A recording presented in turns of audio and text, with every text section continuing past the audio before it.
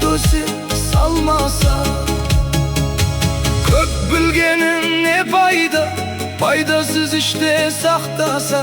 Жастарды жиып қасыңа, білгеніңді айтпаса.